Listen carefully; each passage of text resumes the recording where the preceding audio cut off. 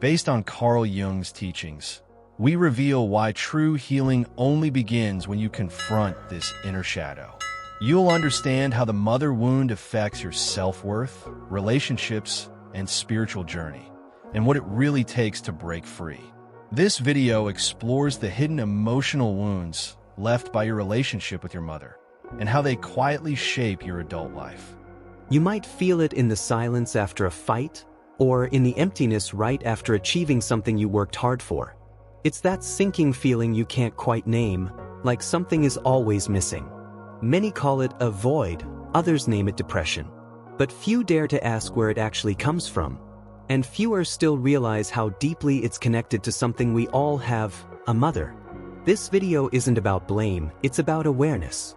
Because healing doesn't start by pointing fingers. It begins by turning inward and seeing what's always been there, the wound you tried to outgrow, but never really did. If you felt that spiritual awakening loss of motivation, it might be this pain whispering beneath the surface. Carl Jung once said, "Until you make the unconscious conscious, it will direct your life and you will call it fate." That unconscious? It's often built on what we never dared to look at, especially our early relationships. For many, that means confronting the blueprint left by the one person meant to love unconditionally, their mother. And here's the twist, even if she was loving, generous, and well-intentioned, the shadow work after enlightenment often leads right back to her. Because this wound isn't always about what was done, it's also about what was missing. We grow up learning not to question our foundations. But what if the foundation itself carries cracks passed from generation to generation? What's most confusing is that this wound doesn't scream. It hides in the most normal parts of life. In your perfectionism, in the need to prove your worth over and over.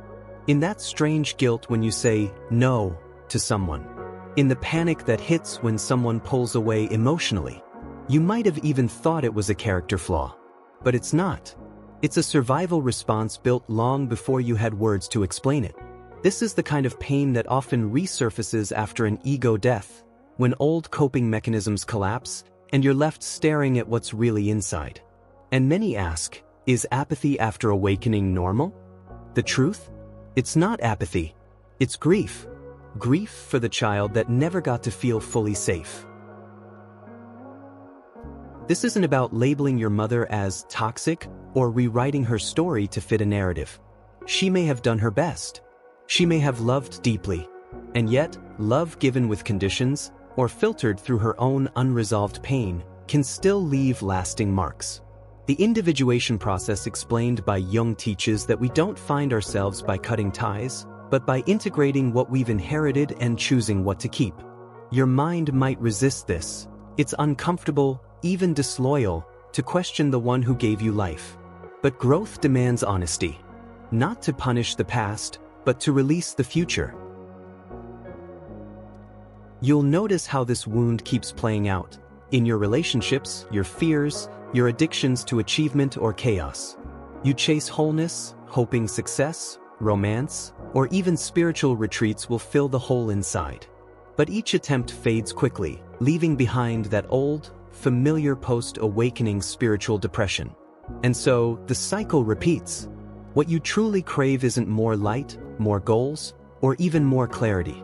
It's reconciliation.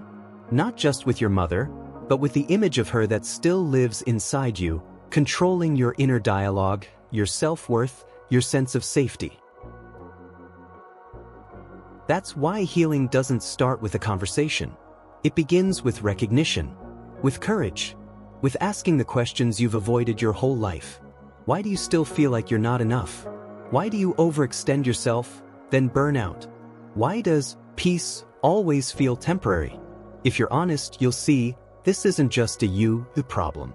It's a pattern, a spiritual imprint from childhood. And unless you face it, no amount of affirmations or mindfulness will truly bring peace. That's the real meaning behind why do I feel empty after spiritual awakening? Because the roots were never addressed. Stay with me, because in the next part, we'll go deeper into what Jung called the mother archetype. This isn't just about psychology or therapy. It's about understanding the core of your human experience and how to finally take your life back from the shadows you didn't even know were there. Carl Jung believed that the mother is more than just a person, she's a symbol. And like all symbols, she carries layers of meaning that go beyond the literal. In Jungian psychology, the mother archetype represents the universal image of the feminine, nurturing, protective, but also smothering and possessive. It's both the giver of life and the taker of freedom. This duality confuses many of us as we grow up. We remember hugs and lullabies, but also the guilt, the expectations, the unspoken rules. And it's here, in this emotional paradox, that the shadow begins to form. A shadow that lives quietly, shaping how we love, fear, and exist. Think about it. How often do people say, "I just don't want to become like my mom," or "I always end up with people who act like her"? That's no coincidence. It's the individuation process explained in real time, the unconscious trying to sort out what's yours versus what was implanted. When we're young, we don't have filters. We absorb everything, not just what was said, but what was felt. If love was mixed with fear, or comfort with control, we internalize that confusion. And later in life, those mixed signals become our compass. We navigate relationships using a map that was drawn before we even learned to speak. Now picture a child whose mother constantly hovers, not out of cruelty, but fear. She wants to protect, to guide, to keep her child from harm. But over time, the child doesn't just learn safety, they learn helplessness. They learn to fear independence. They start to associate love with control. Years later, that same person might struggle to make decisions alone. Or they panic when someone gives them too much space. This is how the shadow work after enlightenment often surprises people. It brings back memories that didn't seem traumatic, but were deeply formative. It's not about abuse. It's about subtle imprints. In everyday life, you might see the mother archetype playing out when someone sabotages a healthy relationship because it feels too calm. Or when they cling to someone who criticizes them, because that criticism feels strangely familiar. It's why people often ask, "Why do I feel empty after spiritual awakening?" Because once the masks drop, we're left with the real source of pain, the internalized voice of the mother, distorted and unresolved. It's like running from a ghost that's lived in your own body the whole time. And no amount of surface-level healing will change it unless you go straight to the source. The archetype also explains the extremes, those who idolize their mothers, and those who resent them with burning intensity. Both reactions reveal an unresolved bond. You don't need to hate your mother for her to have shaped your fears. You just need to recognize the weight her image carries in your inner world. Jung would say this is the moment the shadow demands to be seen. It shows up in our need for approval, in the guilt we feel when we say no, and in that voice that says, "You're not enough." This isn't just emotional baggage, it's a spiritual inheritance. And if you ignore this dynamic, it leaks into every relationship. You might chase people who replicate your mother's energy, demanding, dismissive, or overprotective. Or you might flee from any hint of intimacy, fearing entrapment. Either way, you're not choosing freely. You're reacting from a script written decades ago. This is the silent link between spiritual awakening, loss of motivation, and childhood imprinting. Because healing isn't just about letting go, it's about rewriting. And you can't rewrite a story you refuse to read. But what happens when this internal mother becomes louder than the real one? When her judgments, her fears, her wounds echo inside your own choices? That's what we'll explore next. Because the mother's voice doesn't always fade with distance. Sometimes, it grows stronger, especially when it's been left unchallenged. Most people don't realize they have a mother wound until everything else starts falling apart. It often comes disguised, not as anger or grief, but as burnout, anxiety, or deep emotional fatigue. You may feel like you're always giving but never receiving. Like every relationship takes too much from you. This isn't random. It's the result of growing up without emotional safety. Maybe your mother was physically present but emotionally distant. Or maybe she was too involved, overbearing in a way that blurred your boundaries before you even had the chance to build them. Either way, what was supposed to be love turned into something heavier. The Carl Jung dark night of the soul isn't always triggered by tragedy. Sometimes it begins with realizing you never felt fully accepted by the person who was supposed to love you first. That's when it hits, the overwhelming sadness of not being seen, even as a child. And it doesn't need to come from trauma in the obvious sense. A few careless words, repeated often. A pattern of withdrawal when you cried. Constant pressure to be the good child. These things sink deep into the psyche. Later, they manifest as perfectionism, people-pleasing, or the inability to trust your own voice. That's the quiet scream of a wound that never healed. You might notice this in subtle ways. Maybe you get defensive every time someone offers feedback. Or maybe you feel crushed when you disappoint someone. That reaction isn't just about the moment. It's about years of feeling like your worth was tied to performance. Jung referred to this as the negative mother complex. A pattern where the inner image of your mother keeps replaying painful lessons you never consented to. Even spiritual growth won't erase this. In fact, it often exposes it. That moment of post-awakening spiritual depression you felt?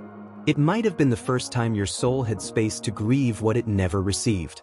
This pain shows up not only in your thoughts, but in your body. Chronic tension in the chest. A knot in the stomach when you try to assert yourself. The sudden urge to shut down when conflict arises. These aren't just physical symptoms, they're memory codes. The body remembers what the mind tried to bury. And when someone says, "What happens after ego death?" the truth is, often, this pain surfaces. Because once the outer structures fall away, you finally meet the raw child inside. The one still waiting to be held. Real healing begins not with forgiving your mother, but by acknowledging what you lost. That loss might include things you didn't know you were allowed to grieve, like not being comforted when you were scared, or being told to be strong when you really needed softness. And no, this isn't about victimhood. It's about truth. The more honest you are about what was missing, the more power you reclaim. Because once you name it, you can stop unconsciously chasing it in all the wrong places. In work, in relationships, in constant self-improvement that never quite feels like enough. Let's be real, this wound is common. Especially for those who identify as sensitive, intuitive, or empathic. You may have spent years feeling like your emotions were too much because your mother didn't know how to hold them. So you began to shrink yourself, to apologize for your needs, to settle for crumbs. This doesn't mean she was evil, it just means she was human, carrying her own unhealed story. And unless you break the cycle, it continues. This is the spiritual inheritance we never asked for, yet keep passing down unless we wake up. And maybe that's why your healing journey feels so heavy.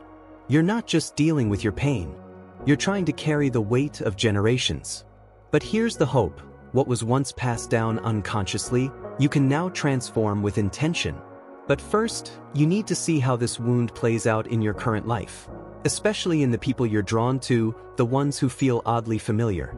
That's where we're headed next. It's wild how often we recreate the same emotional patterns in our adult relationships, not out of logic, but out of emotional memory. That feeling of, why do I always end up with people who make me feel unseen, isn't bad luck.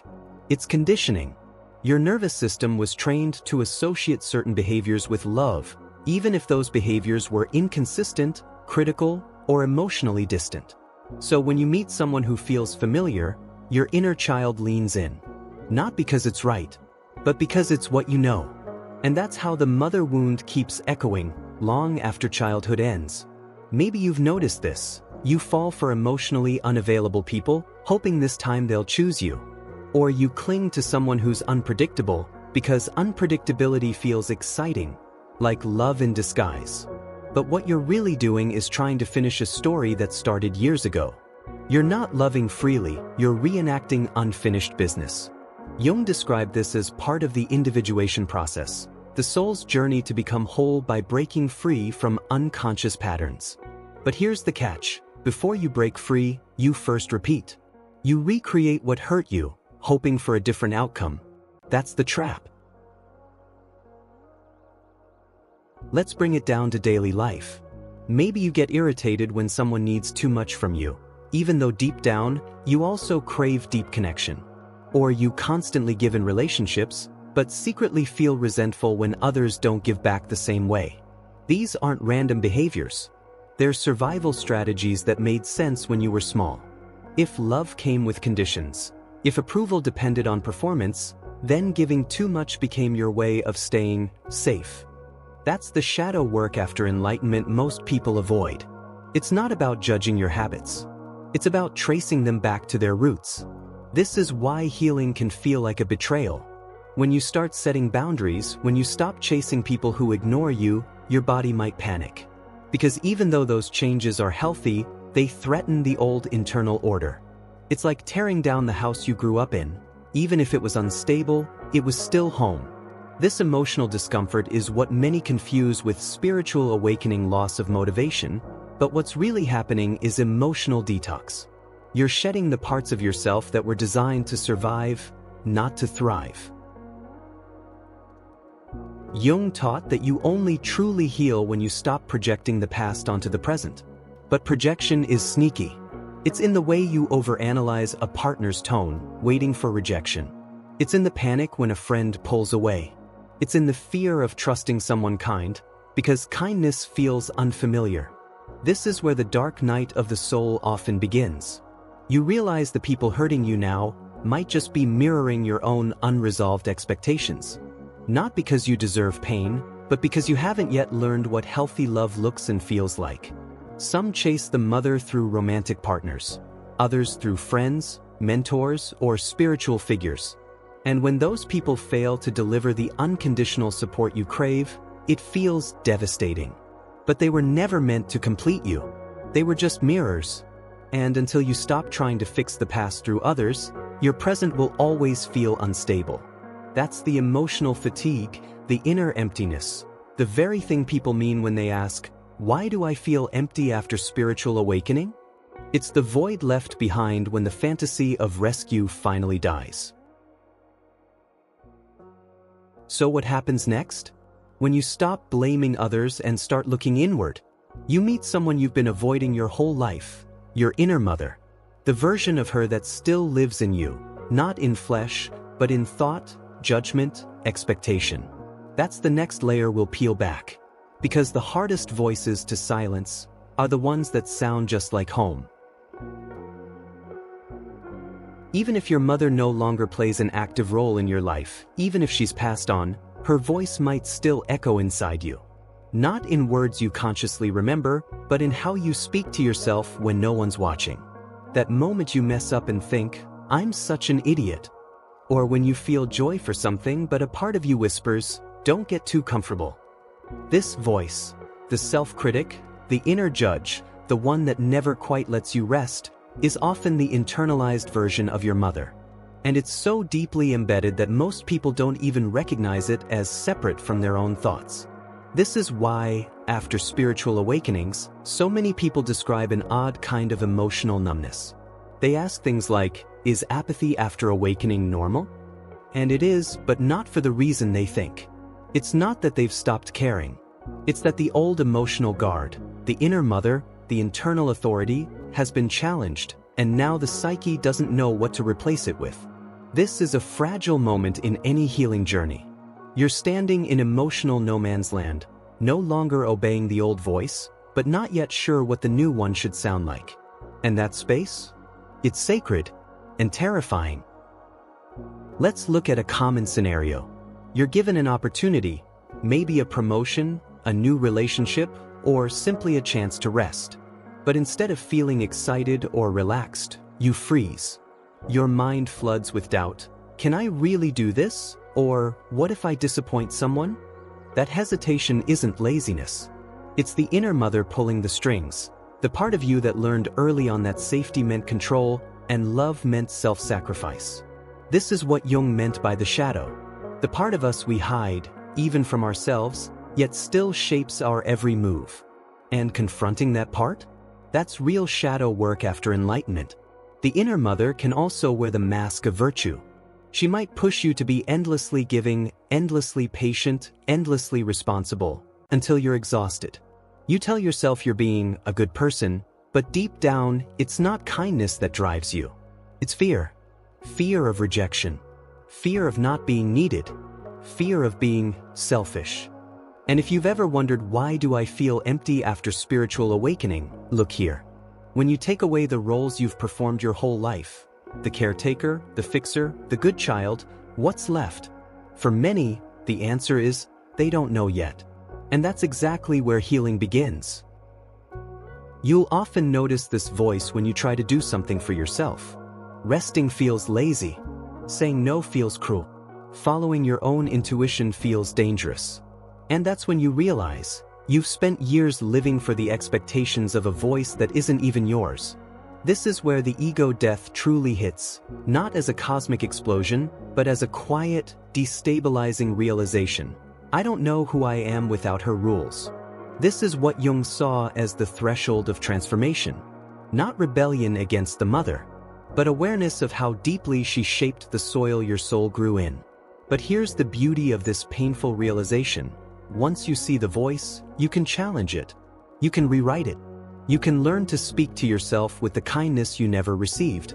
With patience. With curiosity. This isn't about killing the mother within. It's about alchemizing her. Turning the fear into wisdom. The judgment into guidance.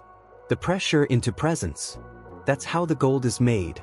Not through denial, but through transformation. The internal critic becomes the inner guide, but only after you sit with her long enough to understand her origins. Now the question becomes, how do you actually do this? How do you move from awareness to integration, from pain to freedom? That's where we're going next. Because naming the wound is only the first step. True liberation comes when you're ready to confront it, forgive it, and finally, let it go. Healing doesn't begin with pretty words. It begins with permission to feel what you were never allowed to feel. Rage, grief, shame, fear. Most people carry their mother wound in silence because society tells them to honor their mothers at all costs. But you can honor someone and still acknowledge the ways you were hurt. That's not betrayal. That's truth. And without truth, there is no healing. Jung said the individuation process begins the moment you choose to become whole, rather than remain loyal to pain. And that choice? It often starts with one simple act, giving yourself the right to feel. Take a moment to remember your childhood. What did you have to suppress to be loved? Maybe it was your anger. Maybe it was your need for attention. Or maybe it was your creativity, your softness, your dreams. Many people grew up believing their authentic self was too much. So they became experts at self-abandonment. And years later, they wonder why they feel disconnected, numb, or lost. That's not failure. That's the result of emotional survival. And when people ask, why do I feel empty after spiritual awakening? This is often the answer. You've stripped away the false self, but haven't yet built the true one. Here's what most don't realize. Confronting the mother wound isn't about having one dramatic conversation with your mom. It's about having hundreds of conversations with yourself, with the part of you that still seeks her approval. The part that over-apologizes. That fears rejection. That keeps saying yes when your body screams no. These patterns didn't appear overnight, and they won't disappear overnight either. But every time you notice them, and choose differently, you begin the work. This is the shadow work after enlightenment that doesn't look glamorous. But it's the work that rewires your soul. Forgiveness is not a checkbox. It's a process, and it doesn't always begin with peace. Sometimes, it begins with rage. With finally feeling what was never safe to express. And that's okay. You're not supposed to rush to compassion without honoring your pain. True forgiveness is born from truth, not denial. And sometimes, you forgive not to let the other person off the hook, but to set yourself free. Free from looping memories. Free from inherited guilt. Free from the illusion that your worth is tied to someone else's healing.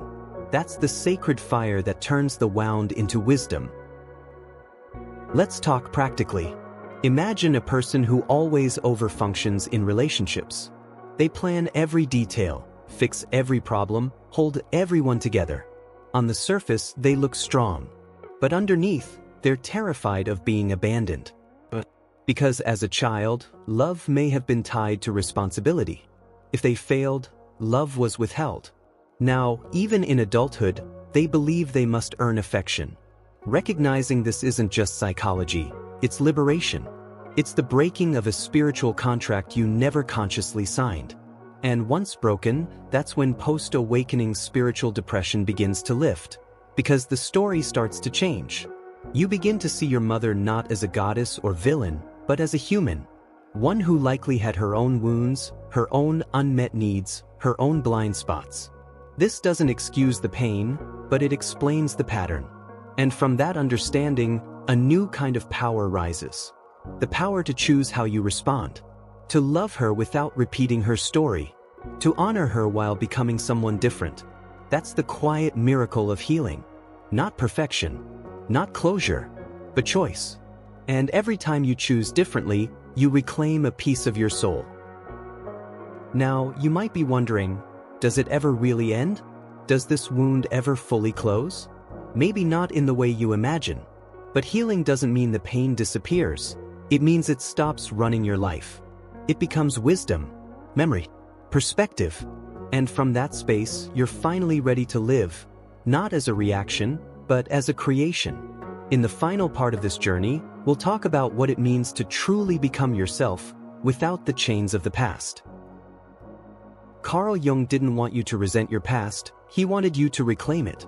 Not by pretending it was perfect, not by blaming endlessly, but by facing it with eyes wide open. Because if you don't, the unconscious will keep driving your life, and you'll keep calling it fate. That feeling of being stuck, that heaviness in your chest, that endless spiritual awakening loss of motivation, it's not a failure. It's a sign. A signal that something deeper is asking to be seen. Something buried, inherited, maybe even denied, but still alive inside you. And what is it? It's the voice that says you're only lovable when you're useful. That softness is weakness. That needing others is shameful. These aren't your truths, they're emotional fossils from a time when you needed to survive. But now you have a choice. To let go of the shame. To speak the words you were too afraid to say. To stop performing a role that was never yours to play. This is the work of the soul. And yes, it's messy. Yes, it's painful. But on the other side of that pain is something sacred, clarity, ownership. You are not broken. You are becoming. The emptiness, the apathy, the confusion, they're not the end of your story. They're just the dark night of the soul before the dawn. When you dismantle the false self, when you let the ego die, there's always a space in between. And in that space, something beautiful happens. You meet the real you, not the obedient child, not the fixer, not the mask, but the one who was always there beneath the noise. That's why shadow work after enlightenment matters, because your healing isn't just about understanding. It's about embodiment. So what now? You start small. You rest without guilt. You say no without explaining. You speak kindly to yourself, even when the old voice tries to interrupt. And each time you do, you rewrite the story. You stop reacting to the past and begin creating from presence. This is how generational pain ends, not through blame, but through bravery. Through one person who decides to become conscious. And that person is you. Because when you heal, you don't just heal yourself. You shift everything, for those who came before and those yet to come. If this message stirred something inside you, then don't keep walking this path alone. Subscribe, stay close, and keep returning to the truth. Because there's more to explore, more to unearth, and more to reclaim. This channel is for the ones who've faced the fire and chosen not to run, for the ones who are tired of the surface and ready for soul. And if that's you, welcome. Your journey has only just begun.